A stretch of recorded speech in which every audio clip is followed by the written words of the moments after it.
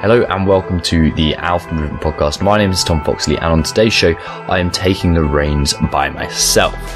And it's called Why Your Gym Routine Never Lasts, 7 Simple Steps to Consistency. And consistency is the one thing that I see that people struggle with time and time again, because it's to be honest, it's the thing that limits them in their results. People do very well, like, you know the situation, you kind of get pumped, you get ready to do, like, you get your new gym routine ready. And this, by the way, this applies to not just training in the gym. This applies to your nutrition, your mindset, meditation, like flexibility or mobility training, like everything put together. This is all of that. So consistency, if you can do consistency well, then you're sorted. As Brian and Carrie said, not only in the previous episode with them, number 51, but also the on the weekend I went with them, Brian Grasso and Carrie Campbell. They've got this brilliant phrase: simplicity plus consistency equals results. And that is so true. And people have the simplicity part down, I think, but they're just lacking the consistency. So I want to give you 7 tactics you can use to get more consistent, and that's pretty much it. And this starts off with accountability. Like, if you don't have someone holding you accountable, then there's no way that you're going to succeed and be consistent. Like, basically, you need to use guilt, and you need to use a bit of punishment, and you need social peer pressure to aid you in that. Like, a few kind of examples of who to use. Training partners are very good. So if you've got someone to turn up to the gym with, that's great. If that's more nutrition wise, people that you can send photos to. Like, this is something I do with my clients, my one-to-one clients, the whole time. They send me a photo every morning just to make sure that they're kind of checking in. But this isn't about that. You can have a coach. A coach is a very good way, especially if you're paying them, because, like, you're going to value that time, that money, and the effort you've put into making that money. So paying a coach to hold you accountable is phenomenally effective. Whether you've got friends, you can have a group betting pool going together or something like that, just to keep you, again, consistent. And like, I know a few of the guys in my free group, the Alpha Athletes page, are doing this. They've just found random people on the internet who are kind of going through similar goals to them. And every morning they exchange photos, and kind of prove that they've either done their morning routine, or they've trained or checked in on their body weight or something like that. Like, whatever change they're looking for, they've got their accountability going. And the big thing about this accountability aspect is having, pictures or proof. Okay. I know me, and I know people, and I will do anything to get away with something if I can. So that takes the form of cheating, lying, and anything else I don't want to be doing, or I'd rather not do. So having pictures or proof of something, of actually doing something, like a video at the gym, is perfect. The next way to stay consistent is by being the weakest person in the room. Now, this sounds very counterintuitive, because if you're going into the room and you're finding the weakest person, your ego could take, if you're being the weakest person, if you're surrounded by people better than you, that is, like, your ego may take a big hit, and it will be hard initially. But the thing is, if they're better than you, chances are they're more consistent than you. And again, going back to that accountability thing, you'll be turning up more often. Okay. So by being the weakest person in the room, forces you to get better, because you're utilizing their consistency. I always say that I can't remember who said this to begin with, but you're the sum total of the 5 people you spend the most time with. And if you can be the weakest person out of that, you will get dragged up. If you want to be a millionaire, how about spending time with some other millionaires? If you want to be a powerlifter, spend some time with some powerlifters. If you want to be the leanest person in the room, I'd probably find some bodybuilders and spend some time with them. The next thing is so important, and it goes hand in hand with what I just said about being the weakest person in the room, and that is to focus on growth. Basically, you've got 6 human needs. Okay, you've got certainty, uncertainty, love, and significance. Therefore, that work very well to get you kind of motivated to begin with, but they really run out. Like, if you're looking for certainty, you're basically going to be making things too easy. If you're always looking for uncertainty, like I really go into some detail on this blog post that I'll be releasing soon. So I'll definitely check that out. If you go to alphamovement.co/blog, it will be released today. If you're looking for uncertainty, like lots of people are, like if you constantly want a new challenge, which is why CrossFit works very well, you'll often get burnt out, injured. You won't get the results because you're not being consistent enough. If you're looking for significance through the training, like lots of people are, if you're looking to be the biggest person or the best person, like it's the antithesis of what I was saying earlier about being the weakest person in the room. If you constantly want to seek attention from your exploits, then you're going to struggle. And some people just want love and affection and attention from it. So that also, it can work very well, but it generally runs out after a long time. So there's two things that work very, very well for long lasting, consistent application of results.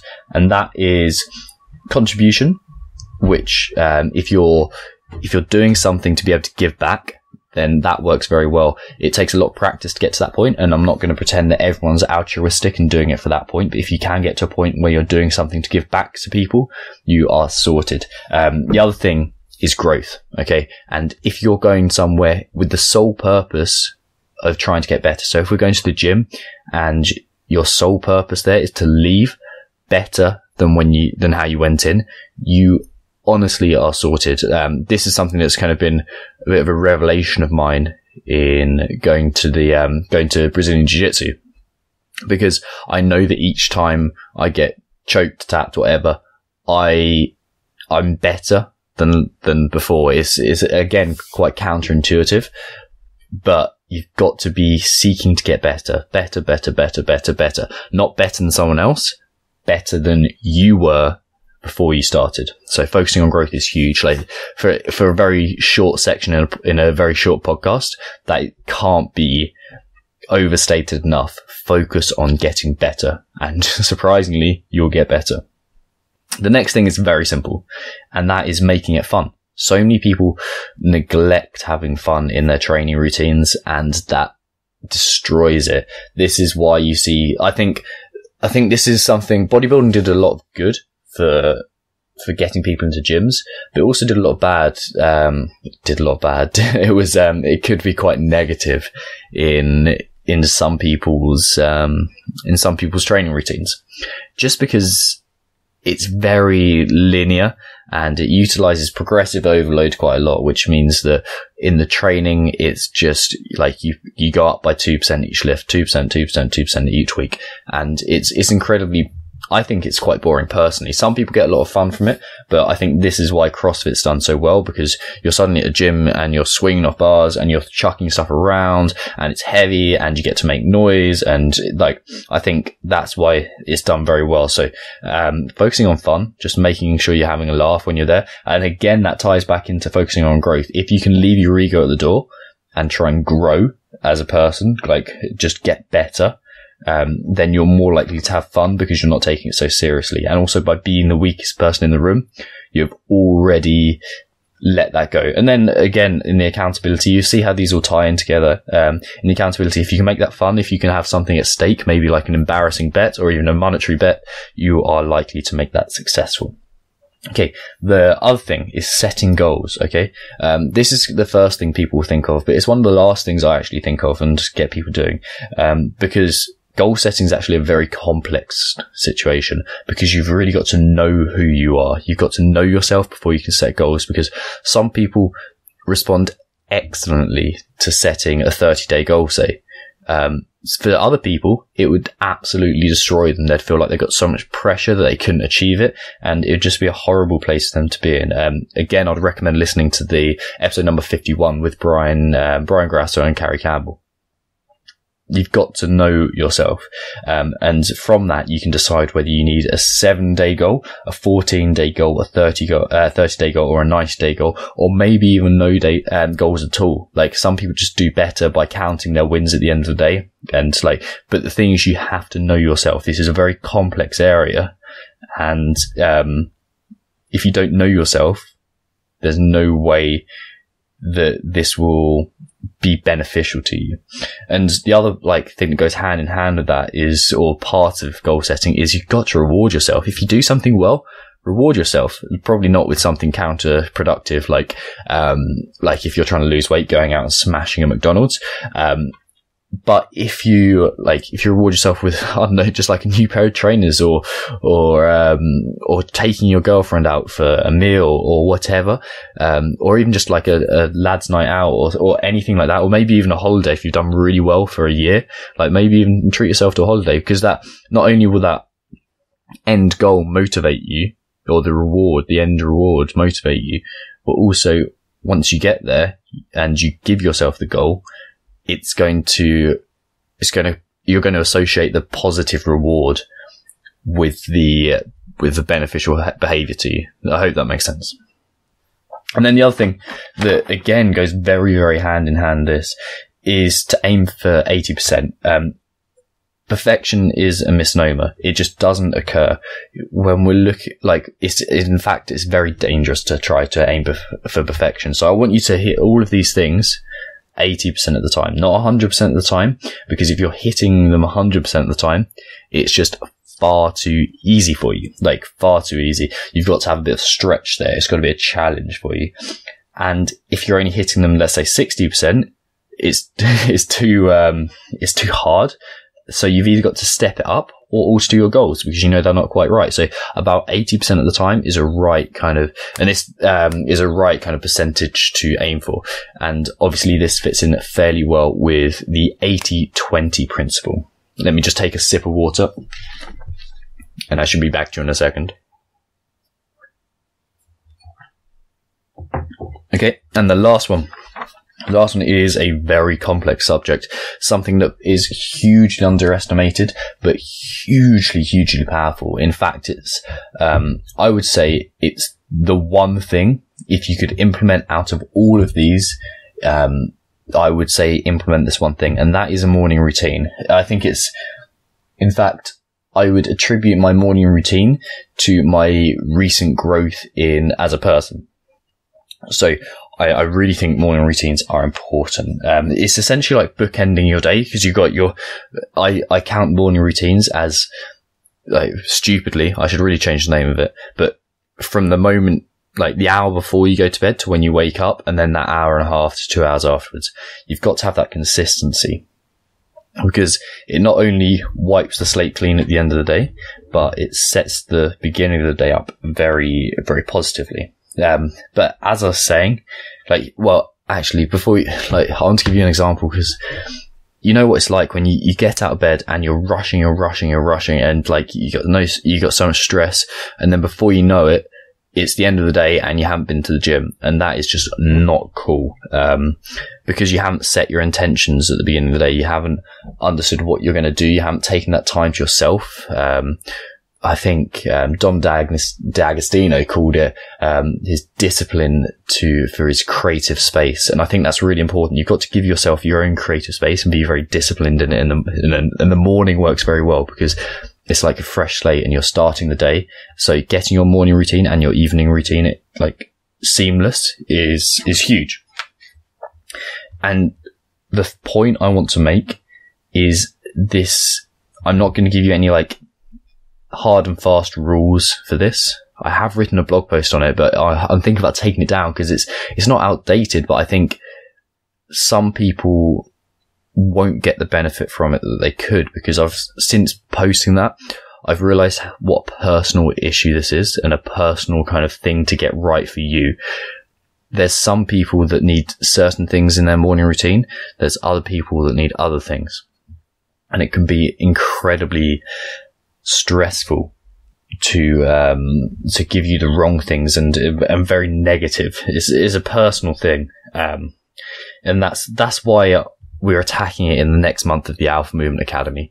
It's such a complex subject that I think requires a lot of attention, and that's why I've dedicated a whole month to just saying, this is what you need, this is who you are. So it's the first week's going to be figuring out who you are, what you exactly need, what you want to achieve. And then after that, we're going to be looking at actually implementing for the next like 3 weeks after that. We're implementing each step to kind of give people the easiest version of success. So, the routine that's going to take the least time, but allow them to grow the most.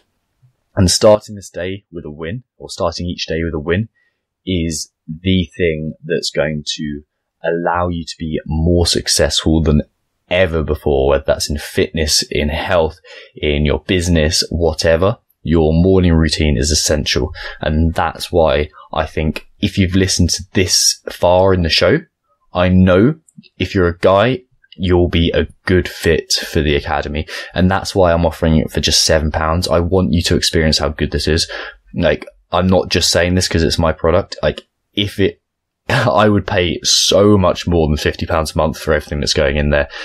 You get so much, and it just gives you the foundation piece by piece every month to just allow you to take that step and get a bit further into the version of you that you want to be, and away from potentially the negative place that you're in now. So to do that, to become part of the academy, all you have to do is head to alphamovement.co/academy, and you'll find a link. Alternatively, there'll be a special, basically if you head to alphamovement.co/consistency, that you'll not only find a mini blog post that I've written, it's like show notes, but a bit more detailed about today's episode, but you'll also find a link there to join the academy. So I definitely recommend doing that and starting to join the group of men who are all starting to get such amazing results already.